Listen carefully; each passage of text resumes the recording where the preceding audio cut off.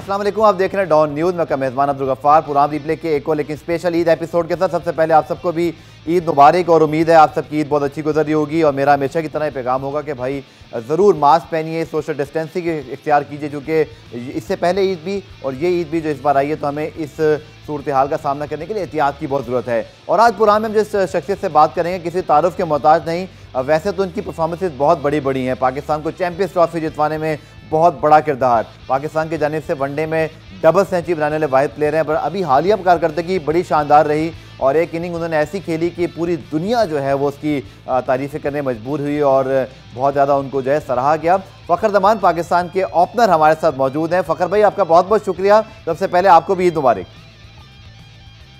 खैर मुबारक, आपका भी शुक्रिया भाई। कैसे हैं आप? ठीक ठाक हैं? अल्हम्दुलिल्लाह। और फ़खर, कैसा लगता है ऑब्वियसली चूँकि इस बार आपको पाकिस्तान में घर वालों के साथ ईद मनाने का मौका मिला, तो पहले तो इसकी कितनी खुशी है, चूँकि बहुत ट्रैवल करते हैं आप लोग और बहुत सारी ईदें बाहर भी गुजरी होंगी, बट इस बार घर में अपनी फैमिली के साथ तो बहुत ज़्यादा इंजॉय तो कर रहे होंगे।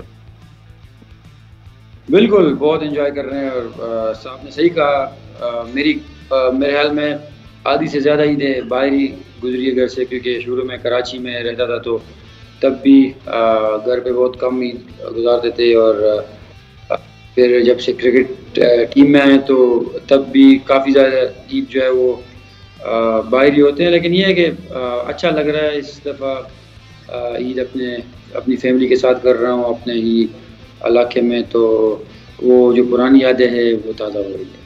तो फ़खर भाई, ऑब्वियसली आपका ताल्लुक मर्दान से है और पेशावर भी आपका बहुत ज़्यादा जो है वो आना जाना होता है, बट यहाँ की ट्रेडिशंस स्पेशली अगर मैं आपका पूछूं तो ईद की शुरुआत कैसे होती है और क्या ख़ास आपको ये तमाम करते हैं, कोई फरमाइश घर वालों से? देखिए, हमारे साइड पे तो जैसे नमाज के बाद पूरा मतलब जो मोहल्ला होता है वो सारे हुजरे में इकट्ठे होते हैं, अपने अपने घर से मिठाई और चाय वगैरह लेके आते हैं और सब नाश्ता एक साथ करते हैं। ये मतलब तो शुरू से हम लोग देखते आ रहे हैं। और बाकी देखें, ईद तो तब इंजॉय करते हैं जब बच्चे होते हैं, तो अब जब बड़े होते हैं तो तब दूसरों की फरमाइशें ज़्यादा होती है फैमिली में, स्पेशली बच्चों की। तो अभी तो कोशिश करते हैं कि जितनी फरमाइशें होती है उनका ज़्यादा ख्याल रखें और अपने कोई इस तरह ख़ास स्पेशल जो है ना वो प्लान नहीं होता कि क्या है। लेकिन ये है कि ईद का जो इंतज़ार है वो तो हमेशा से होता है और बहुत अच्छा लगता है ईद पे। तो फ़खर, आप जैसे आपने बच्चों की बात की, पहले बच्चों की बात करते हैं, तो क्या फरमाइशें पूरी की बच्चों की आज? और जब खुद बच्चे थे तो यादें हैं ईद की जो ऑब्वियसली हर बच्चे की होती है, जैसे कि ईदी लेने जाना, या अब तो खैर ईदी देने वाले हैं आप, बट ईदी लेने का भी एक ज़माना होता था। बिल्कुल, ईदी लेने का भी एक टाइम था। और क्योंकि आप फैमिली में पता चल जाता है कि कौन ज़्यादा ईदी देता है, तो हम लोग सबसे पहले उसी के पास जाते थे कि ईद मुबारक, ताकि ज़्यादा से ज़्यादा ईदी मिल सके। स्पेशली बड़े भाई के पास जाते थे और बाकी नए कपड़े पहने। और हमारे साइड पे तो ये होता है कि हम लोग जो पटाखे वगैरह लेते थे और काफ़ी इंजॉय करते थे। स्पेशली फिर पहाड़ों पे जाना दोस्तों के साथ, ये हमारे गांव की एक मतलब लंबे टाइम से रिवायत रही है, क्योंकि काफ़ी सारे आसारी कदीमा हैं पहाड़ों के ऊपर जो बुद्धिस्ट के जगह, तो हम लोग वहाँ पे जाते थे बचपन में। और बस ये है कि बस अभी तो वो सारी यादें ये अब इतना ज़्यादा घूमते भी नहीं है। बिल्कुल।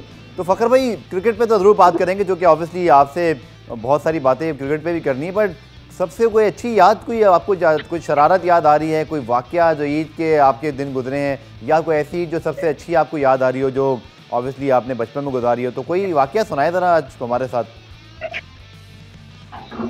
देखिए, वाक़या तो बहुत है, बस ये कि हम लोग कोशिश करते थे कि जब भी ईद की नमाज पढ़ी है तो बस ईदी वीदी कलेक्ट करके मतलब अपने पेरेंट्स से जो जितने भी चाचा ताया मामू वगैरह सब है उनके पास जाके, और वहीं से फिर बस चले जाते थे, जो मतलब साथ वाले गांव में रिश्तेदार होते थे, और फिर उनके जो मतलब हम जो मेरी एज के बच्चे होते थे, तो हम साथ जाके कहीं घूमने फिरने चले गए, और बस यही होता था, अपना एंजॉय करने दोस्तों वगैरह के साथ। और बस अभी भी कभी काफ़ी दफ़ा यही जिक्र होता है कि किस तरीके से हम लोग एंजॉय करते हैं, और वाकई अब बचपने को भी बहुत ज़्यादा मिस करता हूँ।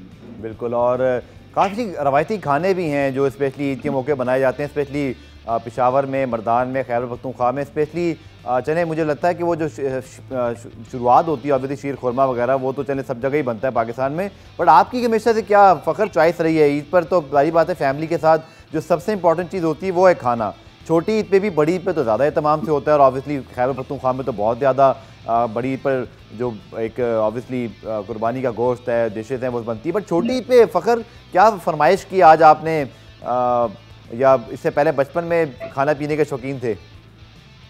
देखिए, बचपन में तो काफ़ी ज़्यादा खाने के शौकीन थे, और अभी तो सिंपल होता है, बस जिस तरह सुबह हम लोग नॉर्मल नाश्ता करते हैं, लेकिन ईद पे ये होता है कि बस मिठाई वगैरह साथ आ जाती है। और यहाँ पे हमारे साइड पे स्पेशली ये लोग मतलब लाजिम सी बात है, इतना स्पेशल मौका होता है तो एहतमाम तो करते हैं, लेकिन ये है कि सवैयाँ बहुत ज़्यादा हम लोग ईद पे बनाते हैं पहले दिन, और मतलब बच्चे भी बहुत शौक से खाते हैं।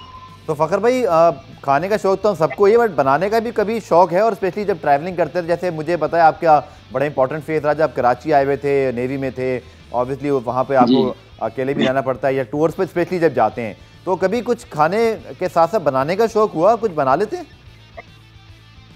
नहीं, शौक़ मुझे हुआ है कि मैंने कभी बनाया नहीं है, क्योंकि शुरू में कराची में रहा हूँ, लेकिन वो नेवी में था, तो आपको पता है फौज में तो मेस का खाना 3-4 टाइम मिलता है दिन में, और जी जी जी, बाकी भी इतना ज़्यादा मुझे मौका नहीं हुआ। एक दफ़ा काउंटी के साथ रहा था, तो वो खाली फ्लैट में रहा था, तो उसमें अपना करना पड़ता था, लेकिन वो मैं रेडीमेड चीज़ें लेके आता था, और बस वो माइक्रोवेव ओवन में, मतलब मुझे लग रहा है मेरी तरह ऑमलेट वाले भाई हैं, बस अंडा ऑमलेट बना लिया बस काफ़ी है।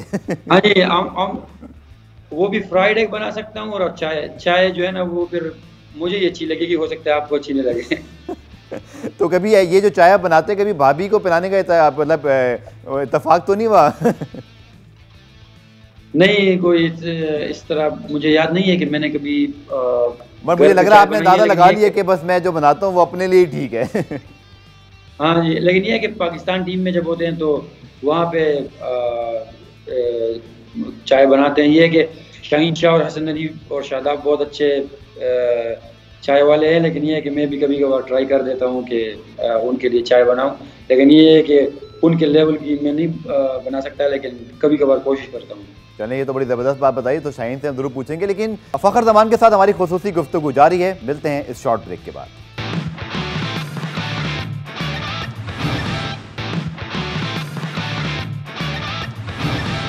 ब्रेक के बाद आपको खुशामदीद, फ़ख्र ज़मान हमारे साथ मौजूद हैं।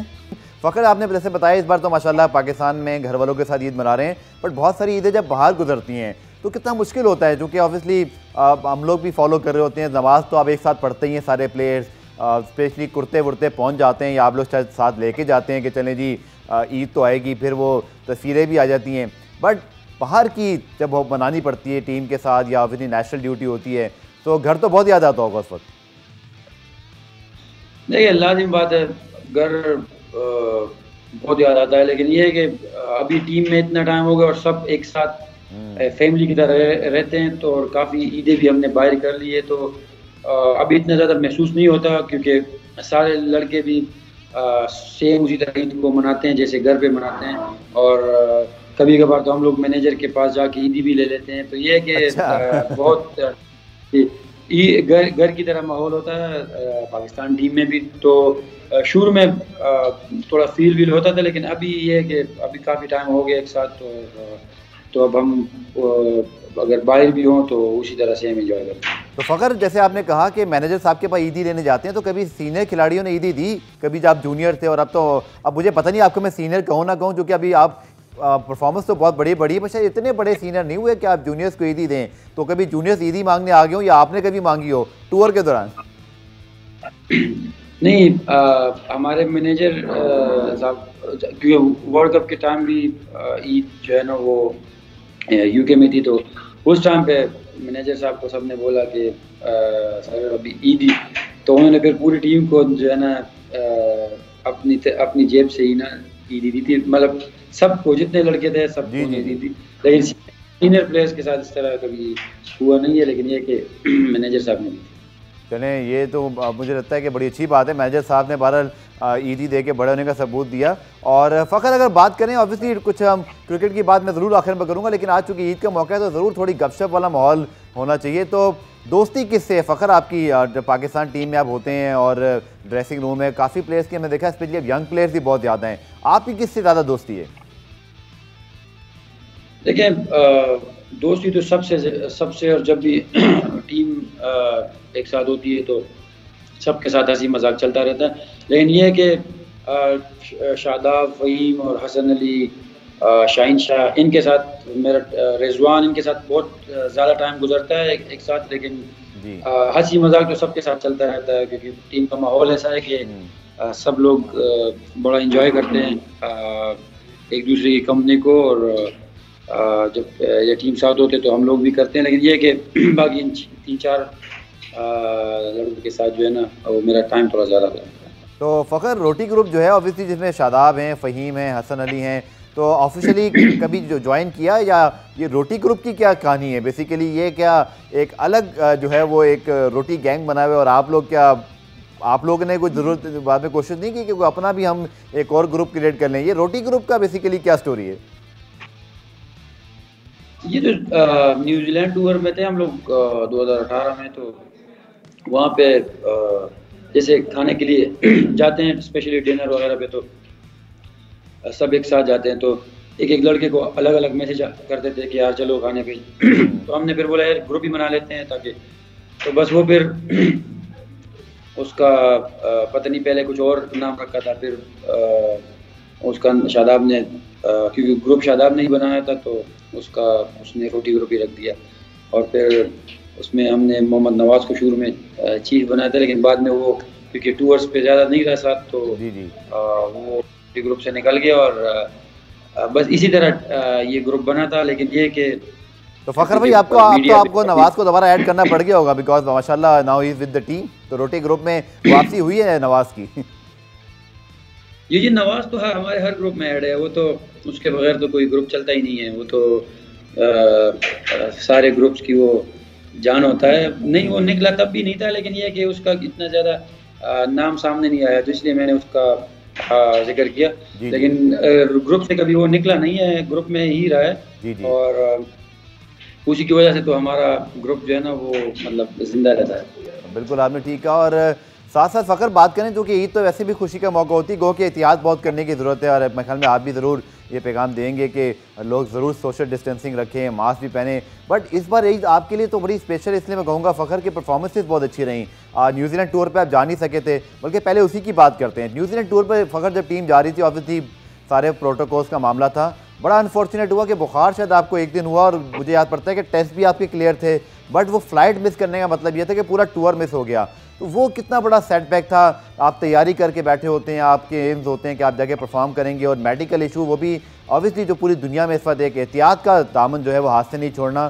तो बुखार, वो स्टोरी क्या हुई थी? मतलब चंद घंटे का बुखार भी नहीं था वो आपको?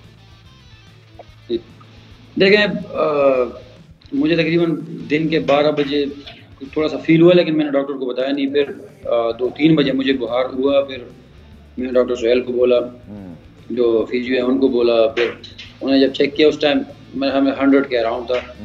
तो फिर जब 8 बजे चेक किया, फिर थोड़ा और ज़्यादा हो गया था। लेकिन क्योंकि 12 बजे टीम ने निकलना था, तो मेरे में उससे थोड़ा पहले डॉक्टर ने बोला कि हम चेक करेंगे, अगर आपका बुखार ठीक हो गया तो ठीक है, वरना आप फिर नहीं जा पाओगे। तो जब उन्होंने उस टाइम चेक किया, उस टाइम और ज़्यादा 102 का हो गया था मुझे बुखार। तो इस वजह से तो मैंने फ़्लाइट मिस की। और वो रूल्स कोई ऐसे थे कि आप न्यूजीलैंड फिर दोबारा जा नहीं सकते, क्योंकि उनके अपने रूल्स बने हुए हैं।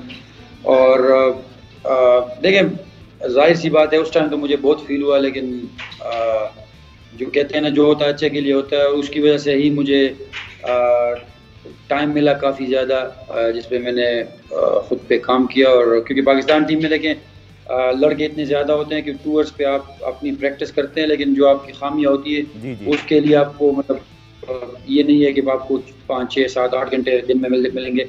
तो ये है कि मुझे काफ़ी ज़्यादा टाइम मिला, और उसमें मैंने जो मुझे लगता था कि मुझे काम करना चाहिए, तो उन चीज़ों पे मैंने काम किया, और वही मेरे आगे काम आई है। तो ये मेरे ख्याल में वो टूर जो मैंने मिस किया था, उस टाइम मुझे बहुत फील हुआ था कि मतलब पाकिस्तान टीम का मैंने टूर मिस किया, और मैचेस जी जी मिस हो जाएंगे। लेकिन अभी मैं ये समझता हूँ कि वो जो मैंने मिस किया था, वही हो सकता है कि मतलब मेरे लिए फ़ायदा साबित हुआ है। उस टाइम मुझे काम करने का मिला था, वो मेरे काफ़ी ज़्यादा काम आया है। ठीक है। तो फ़खर, अब तो एनसीए में जैसे मोहम्मद यूसुफ साहब हैं, सकलैन मुश्ताक हैं, अब तो बड़े नाम, वाकई हम कहते थे ना, थोड़ा सा एक बात डिस्कस होती थी कि शायद बड़े जो हमारे ग्रेड्स हैं वो आने चाहिए। अब तो मोहम्मद यूसुफ भी हैं, सकलैन मुश्ताक हैं, इसी तरह यूनुस खान भी पाकिस्तान टीम में आ गए हैं, वक़ार यूनुस मौजूद हैं, मिसबाह-उल-हक मौजूद हैं। तो स्पेशली जब ये ऑफ पीरियड था, फ़खर किसके साथ ज़्यादा काम करने का मौका मिला? क्योंकि लोग कहते थे ना कि फ़खर के अंदर टैलेंट बहुत है, आपके चाहे वो चैंपियंस ट्रॉफी की इतनी बड़ी इनिंग जो कि पाकिस्तान की one of the best ODI inning में शुमार होती है, आपका डबल 100 सब कुछ था,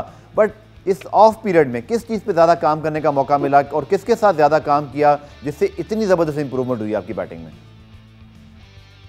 देखिए, जब T20 डोमेस्टिक हो रहा था, उसमें तो मोहम्मद यूसुफ भी आए थे नेट्स में, वो भी 1-2 दफ़ा उनके साथ डिस्कशन हुई। बाकी यूनुस भाई, मिसबा भाई के साथ भी पाकिस्तान टीम में हुए।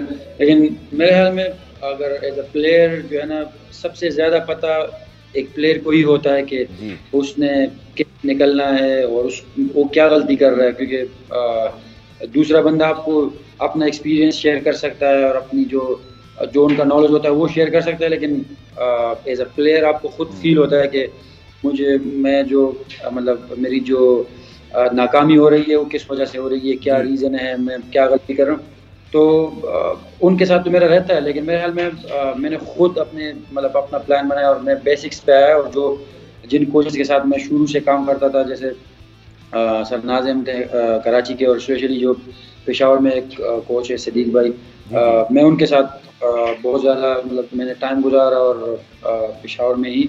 तो मेरे ख्याल में एज अ प्लेयर जो है, वो आप खुद अपना जो एनालिसिस करते हैं, तो वो सबसे ज़्यादा आपके काम आता है। और फिर आप अगर आप उसको सही तरीके से उस पर मेहनत करें और उसको टाइम दें, तो उसका आपको मेहनत का सिला ज़रूर मिलता है। पाकिस्तान टीम के ओपनर फ़खर ज़मान के साथ हमारी दिलचस्प गुफ्तगू ईद के हवाले से और स्पेशली पाकिस्तान टीम के साथ उनका कैसे वक्त गुजरता है वो जारी है। मिलते हैं इस शॉर्ट ब्रेक के बाद।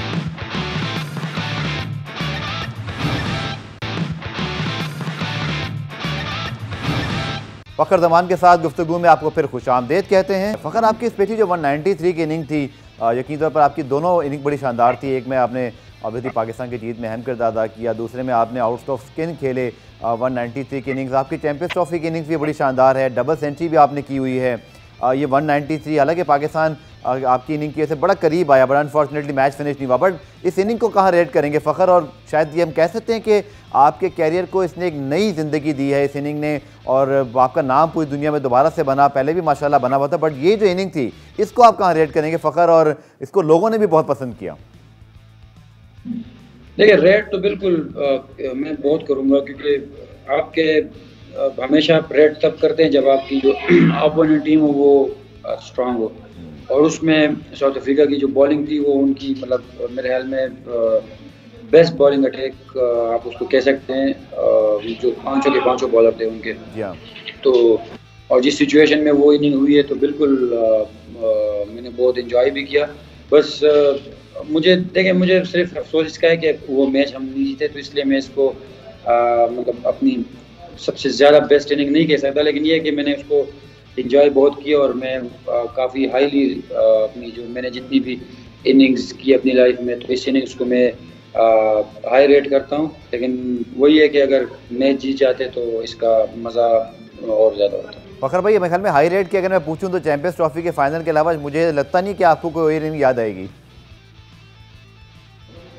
बिल्कुल, देखिए वही वाली बात होती है ना कि आपके रन से अगर आपकी टीम जीते, तो अब आपकी जो परफॉर्मेंस होती है, ख्वाह वो आपने फील्डिंग में ही क्यों नहीं की हो, लेकिन वो आपको हमेशा याद याद रहता है। और उस इनिंग की वजह से हम लोग फाइनल जीते थे, तो वाकई वो तो यादगार ही है मेरे लिए। और फ़खर ऑब्वियसली चूँकि इस पे काफ़ी पहले बात हुई, आपने इसको क्लैरिफाई भी किया था, बट जस्ट क्योंकि आज हम इस इनिंग की दोबारा बात करें, वो जो रन आउट था ऑब्वियसली उस पर काफ़ी लॉस वगैरह के ऊपर बात हुई, फिर इवेंचुअली वो बात बहरहाल अब ख़त्म हो चुकी है। बट आपको वो मोमेंट अगर दोबारा डिस्कस करते हैं कभी, को पूछते तो लोग बहुत होंगे उस 193 के हवाले से, फिर वो रन आउट का होना, आपकी डबल सेंचुरी का मिस होना, तो क्या सवालात अब भी होते होंगे? ये तो है, सवालात भी होते हैं, और मैं वही कहता हूँ कि मैं अभी भी यही समझता हूँ कि वो मेरी अपनी गलती थी। और मुझे घर पे पता चला कि मेरा बेटा भी वही वीडियो बहुत ज़्यादा देखता है, क्योंकि वो किसी ने बनाई हुई है 2-3 मिनट की वीडियो। तो मेरा बेटा काफ़ी ज़्यादा देखता था, तो मुझे जब घर से पता चला तो बेटे के साथ बैठा हुआ था, मैंने बोला यार ये कौन सी वीडियो आप सबसे ज़्यादा देखते हो? तो वो देख रहा कौन सी, कहते कौन सी, क्योंकि वो 4 साल का है। तो मैंने बोला वो वाली वीडियो जिसमें मैं आउट हुआ हूँ, तो उसको इतना समझ नहीं आया। तो हमारे घर वाले ये समझते थे कि ये वीडियो इसलिए देखता है कि इस बंदे ने इसको गलत आउट किया है। तो क्योंकि वो शाहीन शाह के साथ काफ़ी क्लोज है, तो मुझे कहता है कि वो वाली वीडियो जिसमें मामू नाराज़ होते हैं तो खफा होते हैं, तो वो उस वजह से देखता था कि शाहीन शाह वो वीडियो में जब मैं आउट होके आता हूँ तो वो काफ़ी अफसरदा खड़ा होता है ना। तो फिर मैंने घर वालों को बोला कि यार ये इस वजह से मतलब वो वीडियो ज़्यादा देखता है कि शाहीन को देखता है कि वो नाराज़ है। मैंने बोला उसको मेरे आउट का क्या पता।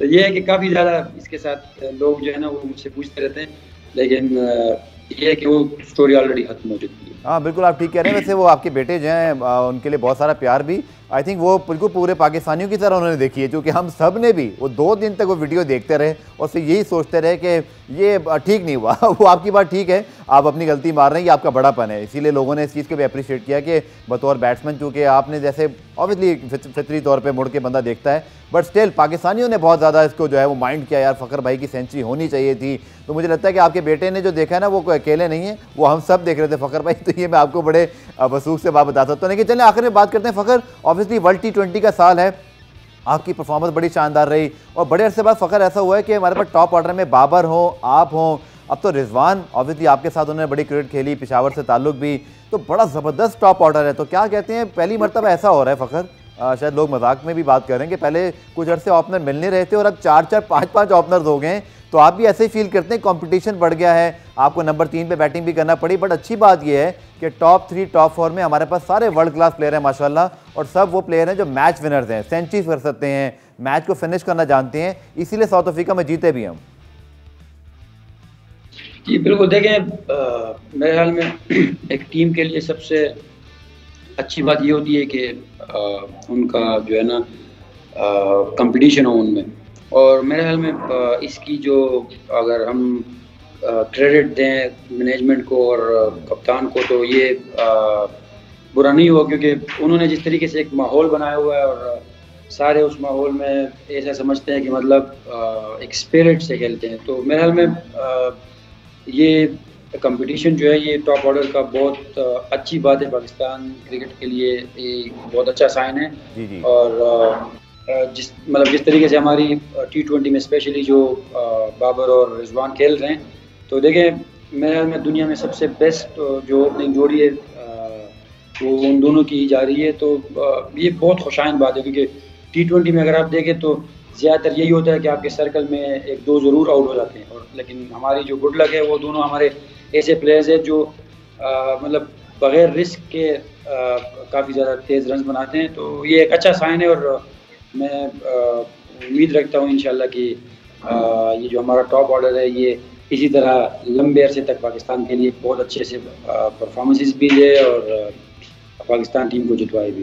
फ़खर, जैसे बाबर आजम की बात करते हैं, जो कि अगर आप देखें तो पिछले 10 साल में शायद मोहम्मद यूसुफ और यूनुस खान के रिटायर होने के बाद हमें ऐसा प्लेयर मिला जो वर्ल्ड क्लास है और उसका नाम है पूरी दुनिया में। तो ऐसे प्लेयर की जो प्रेजेंस है वो दूसरों के लिए क्या मायने रखती है? और फिर रिजवान जिनके साथ आप खेले, ऑब्वियसली आप दोनों एक ही सूबे से भी हैं तो जानते भी एक दूसरे को ज़्यादा हैं, उनकी जो एक राइज़ हैं, उनकी जो परफॉर्मेंसेज हैं, ये कितना मोटिवेट करती हैं बाकी टीम को भी, और प्रेशर होता है ना कम, चूँकि एक बड़ा प्लेयर जैसे बाबर हैं या रिजवान जिस तरह की कंसिस्टेंट परफॉर्मेंस दे रहे हैं, तो उससे बाकी प्लेयर्स को कितना फ़ायदा होता है?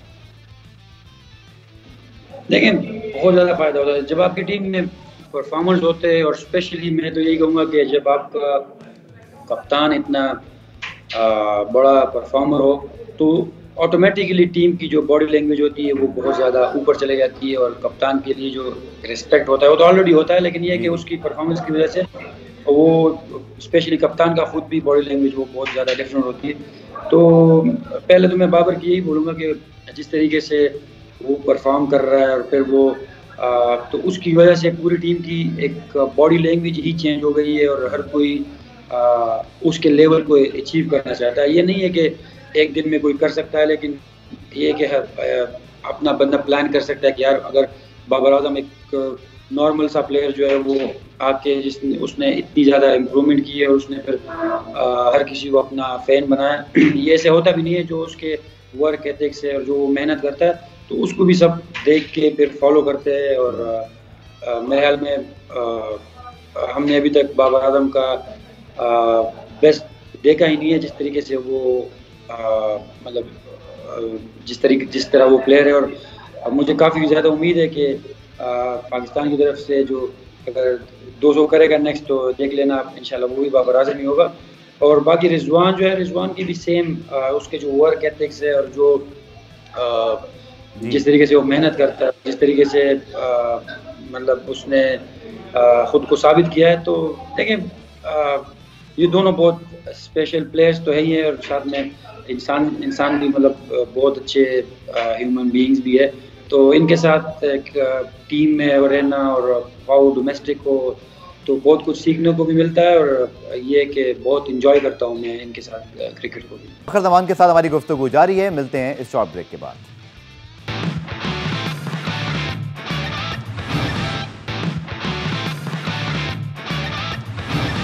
तो पाकिस्तान टीम के लिए हाल ही में ज़बरदस्त परफॉर्मेंस दिखाने वाले फ़खर जमान साहब के साथ हमारी गुफ्तगू जारी है। फ़खर, आखिर में बात कर लेते हैं बस कुछ आने वाली क्रिकेट के हवाले से, जो आपका टूर रहा साउथ अफ्रीका जिम्बाब्वे का, बड़ी अच्छी परफॉर्मेंस रही। इस टूर से कितना हौसला मिला है फ़खर, क्योंकि पाकिस्तान में जैसे आपने कहा कि अब कंपटीशन है, अब आपको अपनी प्लेयर्स के लिए जो है वो मुसलसल परफॉर्म करते रहना है, क्योंकि वर्ल्ड क्लास खिलाड़ी आपके पास टॉप ऑर्डर में मौजूद हैं। आपको और शर्जील को शायद बतौर ओपनर मौका ना भी मिले, बट ऑब्वियसली नंबर 3 पे आपको तो मौका मिला भी था। सो कैसे देखते हैं, अब पाकिस्तान सुपर लीग आ रहा है, फिर बहुत ज़्यादा क्रिकेट है, स्पेशली वर्ल्ड T20 का साल है फ़खर, तो हर प्लेयर की ख्वाहिश होती है, आपने तो पहले ही ICC इवेंट के अंदर पाकिस्तान को एक बड़ी यादगार कामयाबी दिलाई हुई है। सो अब आने वाले जो क्रिकेट है, चाहे PSL हो, इंग्लैंड का टूर हो, फिर वर्ल्ड T20 हो, क्या एम्स हैं और कितना इसको आप हाई रेट करेंगे कि अब यहाँ से कहाँ तक जाना है? जी बिल्कुल, बहुत ज़्यादा कॉन्फिडेंट हूँ मैं, क्योंकि अभी काफ़ी अरसे से मैं यही मेहनत कर रहा था, और उसका मुझे सिला भी मिला है। तो मैं अपनी तरफ से जो कोशिश कर सकता हूँ, और जो तैयारी अब कर रहा हूँ, तो इंशाल्लाह मैं बहुत पुरुम्मीद हूँ कि जिस जगह पे भी मतलब मौका मिला टॉप ऑर्डर पे, और वो 1 डाउन हो या कहीं भी हो, तो मैं कोशिश करूँगा कि ऐसी परफॉर्मेंसेस दूँ कि अपनी जो पुरानी परफॉर्मेंसेस है लोग उसको भी भूल जाए इंशाल्लाह, और अपनी परफॉर्मेंस उसको मैं उससे पाकिस्तान टीम को भी करूँगा। अच्छा, एक बड़ा इंपॉर्टेंट सवाल ऑब्वियसली मेरे ज़हन में आया कि अभी कुछ दिन पहले एक भारतीय फ़ैन थे, उन्होंने ट्वीट किया, उन्होंने बड़ी मज़े की बात लिखी। उन्होंने कहा कि अगर वो बुमराह जो है वो नो बॉल ना करते तो क्या होता। दूसरा उसके साथ नीचे खुद लिखा हुआ, मेरे ख्याल में भारत के फैंस को भी काफ़ी ज़्यादा वो इनिंग याद रहती है। उन्होंने कहा लेकिन अगर ये नो बॉल ना भी होती और फ़खर जमान ने जो इनिंग खेली थी फिर भी हम हार जाते तो दोनों फिर क्या होता। तो आप क्या सोचते हैं?